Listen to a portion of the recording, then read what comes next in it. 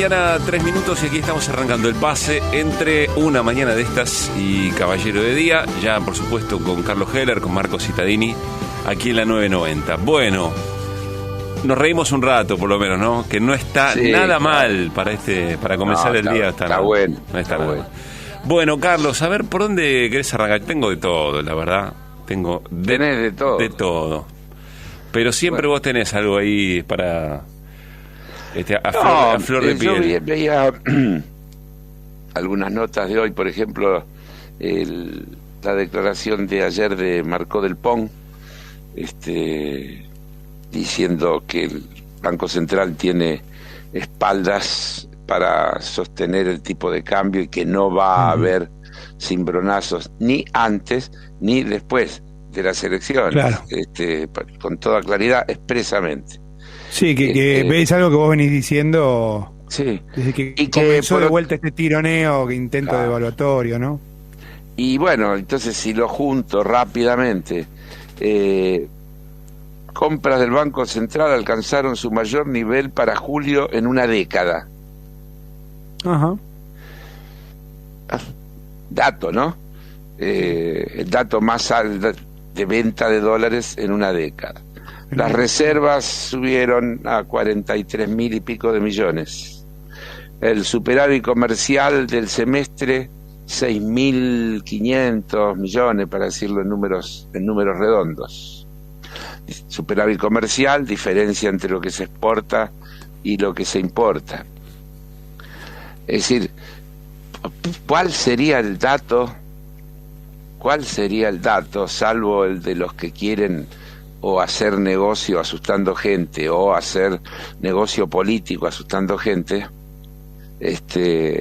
que podría preanunciar que estos instaladores de expectativas o constructores de expectativas tienen algún punto de apoyo? Ninguno, no hay nada.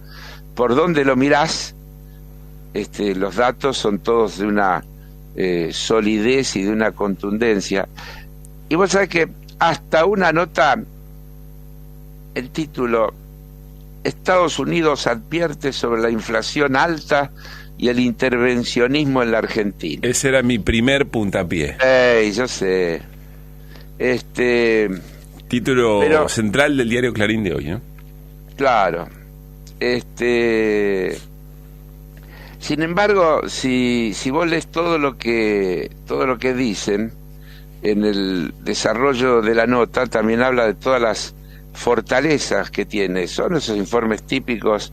El informe del Departamento de Estado reconoce las principales prioridades económicas para 2021 que tiene el gobierno: resolver su situación de deuda con el fondo, controlar la inflación, responder a la pandemia de COVID-19, brindando ayuda financiera a los sectores más vulnerables de la sociedad. Entre comillas está esto como parte de ese informe. Vuelvo a leerlo. Según ese informe, las prioridades económicas para 2021: resolver su situación de deuda con el fondo, controlar la inflación, responder a la pandemia de COVID, brindando ayuda financiera a los sectores más vulnerables de la sociedad. Claro, es un elogio en el fondo, ¿no? Es una definición de valores, digamos. Claro. Los trabajadores argentinos se encuentran entre los más capacitados de América Latina. Los inversores extranjeros suelen citar la mano de obra calificada de Argentina como un factor clave en su decisión de invertir en la Argentina. El país tiene impuestos relativamente altos a la seguridad social, la salud y otros impuestos laborales. Es un informe típico, tradicional de los informes anuales que hace el Departamento de Estado, que desde luego no podría decir otra cosa, porque que ellos, que representan los intereses de las 300 empresas norteamericanas que operan en la Argentina, quieren desregulación laboral, menos impuestos, libertad para llevarse la plata sin ningún tipo de control, etcétera, etcétera, va a estar siempre en cualquier... Están defendiendo sus intereses. Siempre, claro. Sí, ahí pero si lo lees todo, bueno... Lo interesante es la crítica genérica al intervencionismo. ¿Qué es el intervencionismo, no? Obvio. Es lo contrario de dejar hacer, ¿no? Desde luego que esa crítica al intervencionismo, uno podría decir que parece un informe que se hizo en la administración anterior, porque no es lo que dice el presidente de Estados Unidos, cuando dice el gobierno no es el problema, el gobierno es la solución. Y cuando reclama que el Estado intervenga y regule, por ejemplo, para evitar la evasión impositiva de las corporaciones. Porque eso es claramente intervencionismo estatal, ¿no? Así que parece un informe mezclado que viene con algún arrastre. Ahora, ahí tengo pregunta. ¿Eso es porque vienen atrasados los informes o porque una cosa es lo que piensa el presidente de los Estados Unidos para su país y otra para lo que piensa para los demás países? Y debe ser de todo un poco, pero porque no es homogéneo. Es decir, como no puede ser de otra manera, y en Estados Unidos a veces es más acentuado, las diferencias de demócratas y republicanos sobre cada uno de esos temas son ostensibles. Aún luego dentro de los demócratas y los republicanos las diferencias entre las distintas alas, si vos yo ayer lo escuchaba a Bernie Sanders, y bueno, sí, que lo leyó un fragmento Pablo, ¿no? Claro. Anoche lo vi por televisión. Y bueno, y si después lo escuchás a el senador Rubio hablando de lo que hay que hacer en Cuba, te das cuenta cuánta cosa distinta hay allí adentro, como es lógico y como hay en todos lados. Sí, entonces, lo que está faltando ahí en el título de Clarín o eventualmente en las definiciones del Departamento de Estado es qué intereses se representan desde el lugar donde se hace la crítica. Lógico. Que es un poco lo que planteaba Carlos, es una preocupación en función de los intereses comerciales de las empresas que están acá. Ahora, lógico. Acá se representan otros intereses. Ese informe es para que las empresas norteamericanas que operan en la Argentina lo que piden para ganar más plata. Sin eso confunde, porque si no lo que se va construyendo es un sentido común de que cuando el Estado interviene, mete la pata, digamos, ¿no? Claro. Pero por eso, ese mismo Estado interviene y hoy podríamos hacer una larga lista de medidas que en pocos meses ha tomado la administración actual de Estados Unidos de clara intervención estatal. Claro. Regulando un montón de cosas que habían sido desreguladas durante la gestión de Trump. Así que, por eso digo, contestándole a Marcos de vuelta, es una mezcla. Hay un poco de arrastre, de atraso. Todas esas cosas son como los informes del fondo. Vos viste, tratan de incorporar nuevas cosas y traen algunas que no pueden dejar de defender porque como que están en su naturaleza, como uno podría decir, ¿no? Claro. Otra noticia, hace 15 días la provincia iba al default. Sí, impresionante. Pero era default inminente, lo querían matar, lo iban a cocinar en Yo te digo más, no decían que iba al default, decía que ya estaba en default. Ya estaba en default, claro. Sí. Y ahora parece que no, que hay un acuerdo y que también incluye una fuerte quita y plazo y todas las cosas que Argentina está negociando, que también son producto de la herencia. ¿Cómo van a endeudar a las provincias en dólares? Es decir, ya que se endeude a la nación en dólares, una locura, pero la nación tiene el comercio exterior, tiene ingresos. ¿Cómo puede pagar la provincia de Buenos Aires un crédito en dólares? Claro. Es una locura, es una irresponsabilidad, pero absoluta. Yo diría, es entre otras cosas por la que debe haber emigrado Vidal a la ciudad de Buenos Aires, en ese camino calecita que tiene, porque todos hablan de que Vidal... Pero para no dejarlo pasar, Carlos, ¿cuál es la trama? ¿Cuál fue la trama del endeudamiento en dólares de las provincias? Y ese que fueron incitadas a tomar deuda en dólares durante el proceso en que la Argentina, país, también tomó deuda en dólares.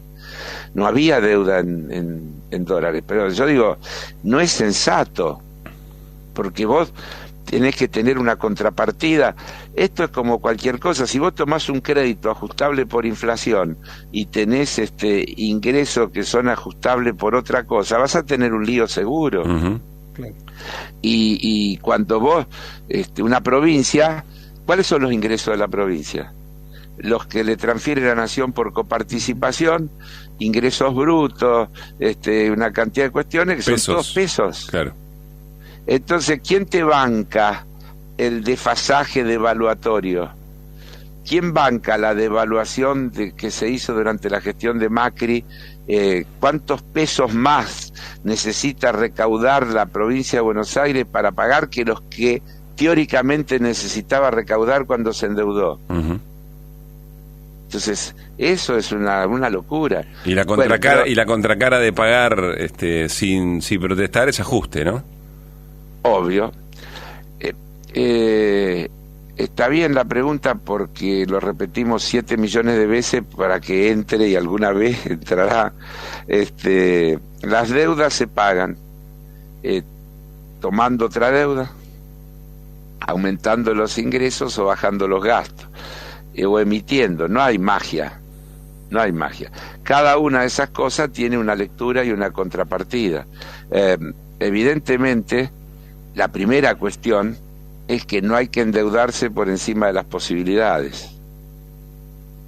Y sobre todo no hay que endeudarse cuando las condiciones de los endeudamientos claramente muestran que no se pueden pagar. Uh-huh. Yo ayer comentaba el dato de lo que hay que pagar de acá a fin de año. Pero eso alguien lo firmó antes y contrajo esas obligaciones. Claro. Es un demente, un irresponsable. Pero alguien lo hizo. Ahora, vos lo tenés que arreglar y te tenés que sentar a negociar con uno que está del otro lado que sabe que vos tenés el problema. Bueno, recordemos que si esto fuera una mesa debate en el marco de las elecciones y fuera un planteo, dirían, lo que pasa que era inviable, habían dejado tanta deuda, habían dejado algo tan desastroso, el gobierno anterior. ¿Cuál es el anterior? ¿El anterior a quién? El anterior a Macri, y que por eso efectivamente no, pero es mentira. Se tomaron las deudas. El anterior a Macri, la deuda en dólares que tenía la Argentina había bajado a un 13%. Según Duhovne era un país desendeudado, ¿no? Y esa era Según Duhovne, una de las ventajas que tenemos que nos dejaron un país desendeudado. No la pueden levantar después, por ningún lado. Después justifican la toma de deuda diciendo que en realidad era un sinceramiento de una deuda, ¿no? ¿De qué deuda? ¿De qué sinceramiento? ¿De qué sinceraron? Bueno, hablan del déficit también, que habían heredado un déficit tremendo. Creo que uno del 8 primario era, ¿no? Tampoco era cierto eso. Es decir, la Argentina no era un lugar ideal con todo resuelto en diciembre del 2015, pero era un país que se venía recuperando incesantemente desde el 2013 en adelante y venía en un proceso de mejora continua de todos sus indicadores, desendeudándose.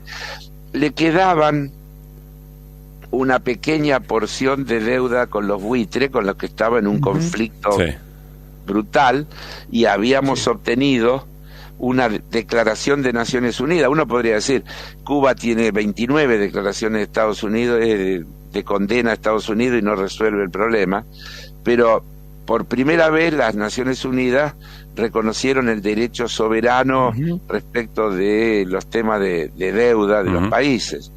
Y Argentina no quería y no debía aceptar que ese 7% de acreedores que se negaba a aceptar el acuerdo que había aceptado el otro 93%, tirara por la borda todo lo que se había hecho. Y venía resistiendo y venía siendo amenazada, apretada, todas las cosas del pasado, acordate, el embargo de la fragata, de todo lo que se te ocurra. ¿Qué hizo Macri? ¿Cuál fue la primera medida económica que tomó? 15.000 millones de deuda para pagarle a los buitres en las condiciones que los buitres reclamaban, es decir, sin ninguna quita, con la tasa de interés originalmente pactada, con los honorarios de los abogados de los estudios que defendieron a los buitres. Un negoción. Es decir, para Marco, los primeros 15.000 millones que enchufaron de deuda fueron esos. Claro. A la semana de estar en el gobierno aumentaron la deuda externa a 15.000 millones antes de la del fondo. uno se olvida, no hay que olvidarse de esas cosas. O sea, esa deuda, para pasar en limpio, esa deuda no tenía que ver con lo que habían heredado, tenía que ver con lo que ellos... Tenía que ver con lo que había heredado el gobierno de Néstor Kirchner, de lo que no pudo arreglar en toda la negociación con los bonistas. Y para sostener su propio sistema, el propio sistema de macrismo, respecto de liberar los movimientos financieros. Si vos lee las declaraciones, por ejemplo, tengo por ahí una declaración, si quieren mañana se las leo, de Tassi, sí, cuando se hace ese arreglo, y dice fantástico, porque ahora van a venir esto es lo que el país necesitaba para que vengan. Lo dijo en aquel momento, no ahora, te estoy diciendo lo que dijo en aquel momento. Esto es lo que ahora sí, Argentina vuelve al mundo, ahora sí van a venir las inversiones y entonces vamos a poder recuperarnos, bla, bla, bla. No habría funcionado. Claro. Todavía lo estamos esperando. Las que vinieron fueron las del Fondo Monetario, por las que ahora estamos padeciendo. El otro día cuando Cristina muestra, cuando hace su alegato en el marco de la causa del memorándum, muestra el gráfico ese del endeudamiento que resuelve, claro. Debería ser póster, ¿no? Claro. Bueno, es que ese es el dato.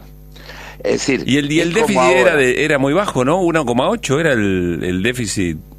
El déficit fiscal primario del último año de la gestión de Cristina era, creo que 1,8. Si querés buscamos los papeles. Sí, tengo el dato acá. Lo tengo siempre a mano. Yo lo tengo de un informe, que es un informe que hizo el gobierno de Macri cuando está gestionando el bono a 100 años, un papel de trabajo, y es un informe está buscando deuda. Y es un informe además que le hace a la Reserva Federal de Estados Unidos. El déficit primario 1,8 y bueno, después con los intereses 3,9. 3,9. Que en términos, expliquémoslo, ¿eso es mucho o es poco, Carlos? A ver, según con qué lo querés medir. Te estamos haciendo laburar, No, para nada, es lo más divertido. No, porque es interesante, porque son los fundamentos de todas las discusiones de hoy, ¿no? ¿Qué quiere decir? ¿Es mucho o es poco? Por empezar, que bajar el déficit de intereses, como ahora se está haciendo, es importantísimo, que eso es todo guita que se va, digamos, sin contrapartida. Sí. Sobre todo cuando pagás sobre tasa. Por eso, Estados Unidos se puede endeudar sin preocuparse, porque se endeuda gratis. Claro. Entonces, no tiene costo el endeudamiento. La tasa que paga está entre 0 y 0,25 anual. 0 y 0,25 anual. Entonces, no tiene costo. Cuando vos pagás 7 y además tenés sobrecargo, y si te atrasás tenés esto, y si te qué sé yo cuánto, el costo de endeudarse es terrible, el costo financiero de endeudarse. Sin pagar nada, siguiendo debiendo lo mismo, tenés que pagar un montón, porque es el costo financiero del endeudamiento. Cuando vos te endeudás en moneda dura, con una tasa del 7 o del 8 o del 9%, es una locura.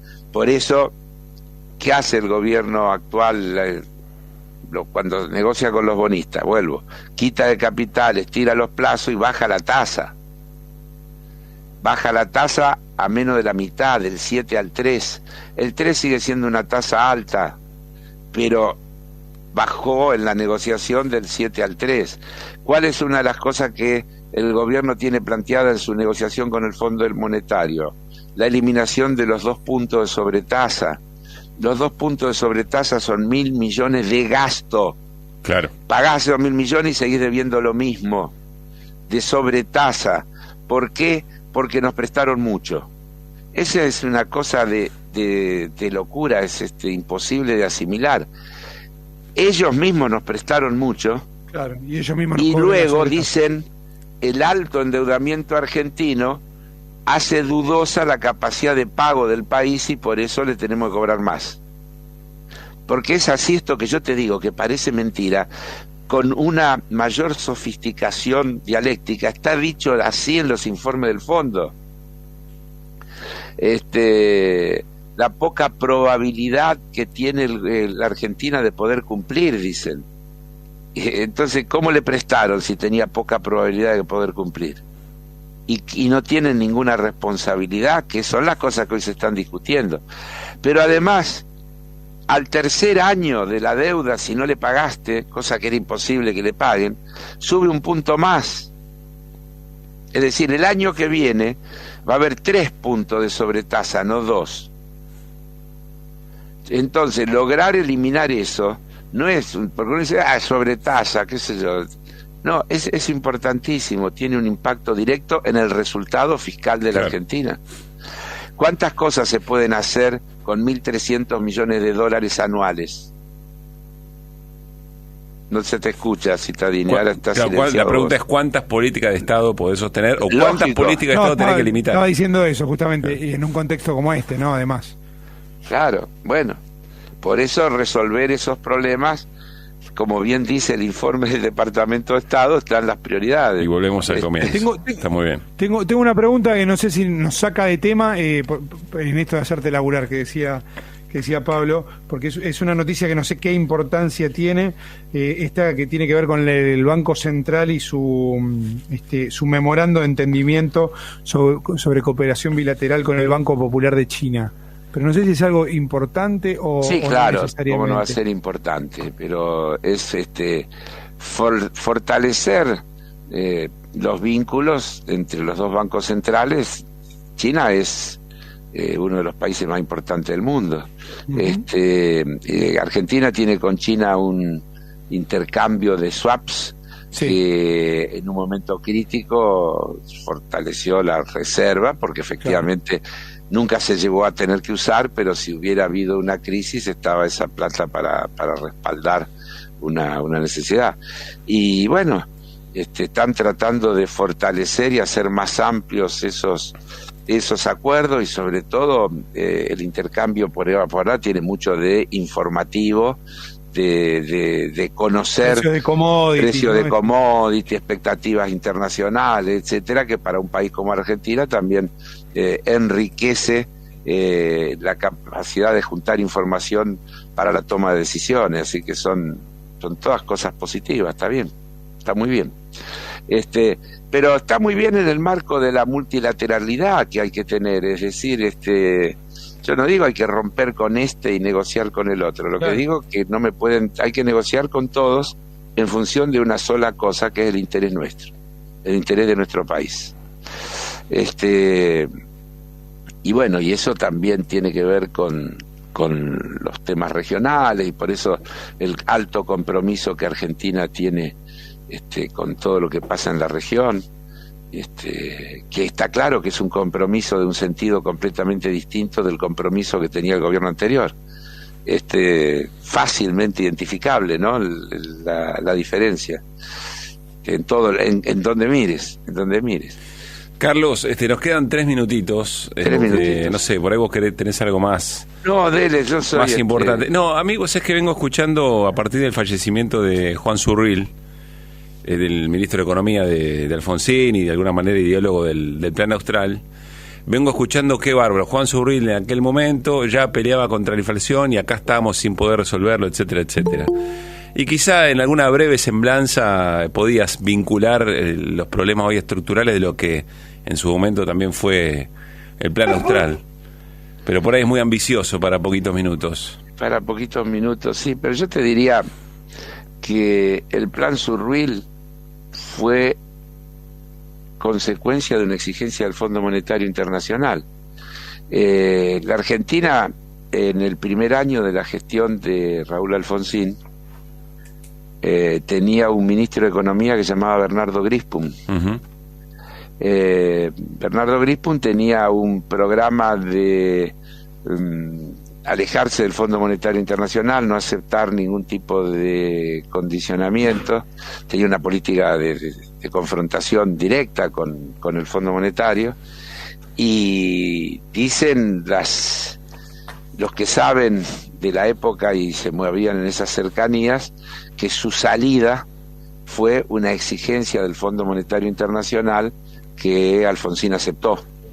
Y en su lugar vino un plan de ajuste que es el fue el Plan Austral, con todas sus consecuencias. Es decir, fue un giro del gobierno de Alfonsín. Si vos mirás el primer año del gobierno de Alfonsín, las cosas que discutía el gobierno de Alfonsín en ese primer año tienen una enorme similitud con las que se discuten ahora aquí, sobre todo las que Néstor Kirchner comenzó a discutir cuando comenzó su gestión. Se pueden encontrar, más allá de estilos y cosas, muchas cosas en común.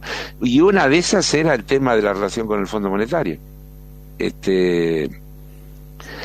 Así que sí, podríamos decir que desde entonces o desde antes venimos luchando contra lo mismo, que son las imposiciones del Fondo Monetario que nos llevan una y otra vez a planes recesivos, a planes de ajuste, a planes que significan recortes de derechos, etcétera, etcétera, etcétera.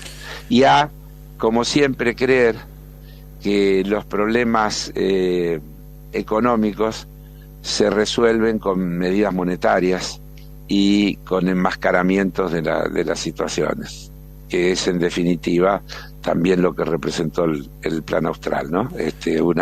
Buscar por la vía monetaria resolver los problemas reales, estructurales, que son los que hay que atacar para resolver los problemas que tiene la economía argentina. Qué interesante es repasar todo eso con tanta agua. Podemos profundizar, ¿no? Porque... Bueno, dale, claro. Bueno, Carlos. En 2 minutos más no se puede. No, es un montón. Cuando te lo estaba preguntando, estaba diciendo, lo liquidamos, pero está muy bien. Es como. ¿Puedo chiviar algo? Sí. Le digo buenos días. ¿Qué dice Restivo? Buen día. ¿Cómo anda? Buen día, ¿qué tal? Hola, Sandra. Junto con el economista Horacio Robelli escribí el libro El accidente Greenspoon, por Capital Intelectual. No tuvo mucha difusión, pero creo que es un buen homenaje a lo que fue Greenspoon y a lo que estaba diciendo Carlos recién, ¿no? Yo creo que es lo más parecido que hubo al kirchnerismo en el primer año de gobierno de Alfonsín en otras circunstancias. Mañana, si querés, lo peloteamos un poco, porque yo tengo una anécdota que me contó el propio Greenspoon sobre su salida, que a esta altura tiene valor. Queda como pendiente, dale, y después Néstor nos cuenta dónde podemos conseguir el libro, si es que todavía se puede conseguir. Dale. Bueno, 8:30 de la mañana, gracias Carlos, un abrazo grande y buen jueves, Marcos, querido, merecido descanso en un ratito. Abrazo grandote, nos quedamos igual escuchando. Chau Sandra, chau Néstor. Chau. Bueno, 8 de la mañana y ya está toda la banda de Roberto Caballero acá preparada para darle hasta las 12, Caballero de Día, la continuidad en la 990, pero primero noticias.